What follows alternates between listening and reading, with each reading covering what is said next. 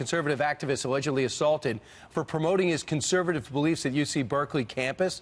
This brutal attack caught on camera. Watch. Jesus Christ. What?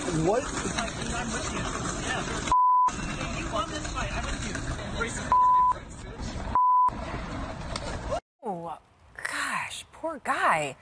Alexander Sarka is a student at UC Berkeley and witnessed that exchange, and he joins us now. Good morning. Thank you for joining us, Alexander. Tell us what happened. So effectively, what happened was I got out of class and I went to Sproul Plaza, which is the main area on campus in which students and other people are free to table and give out flyers, this sort of thing. And I noticed that there was a table that says something to the effect of beware of false hate crimes. Obviously a reference to the recent Jussie Smollett incident. And right when as soon as I noticed that, I was drawn to a verbal altercation that was occurring between the individual tabling, Hayden, and a few other people. And then that quickly escalated from a verbal altercation into a violent altercation where the table was flipped by the individual who you see punching the man.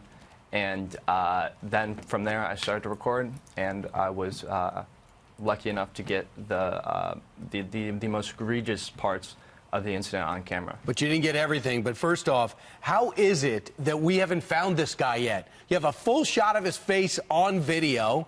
I mean, come on. He's most likely a student who, say, has a backpack on. Is there any effort being made to find this guy?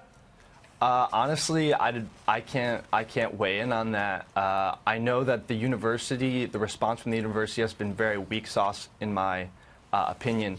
The statement that Chancellor Carol Christ sent out was a very blanket condemnation of violence, and it really didn't go into the specifics of the case, despite the viral nature of this. Let me read that statement so folks at home can make their own judgments. She says, let there be no mistake, we strongly condemn violence and harassment of any sort for any reason. At this point, we have no information indicating that the perpetrators are affiliated with the university, and I join our police department in urging anyone with information about the incident to come forward so we can apprehend and bring the perpetrator to justice. So you're not happy with that. You said it's too weak, too soft? Well, I'm not given the context, because if you see the last statement that she sent out before that, it was about 3 times longer, and it went into much more specificity, much more, what's the word, much more... Detail?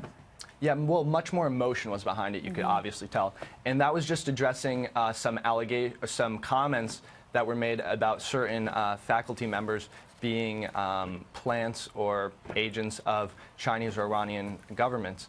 And while I agree with her statement that I completely agree with the tone and tenor that she took with that, she did not apply that same passion, that same specificity to this case. What was Hayden Williams, the guy who got punched? He was on with Sean last night, Sean Hannity. What was his reaction? What was he doing? Is there anything we didn't see on this video? Because everyone wants to know the whole story when we see these videos now. No, I definitely agree with.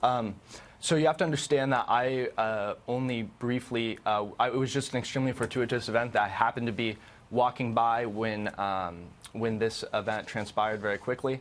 All I know is that he was standing there, he was at the table, and he was obviously had provocative material for Berkeley.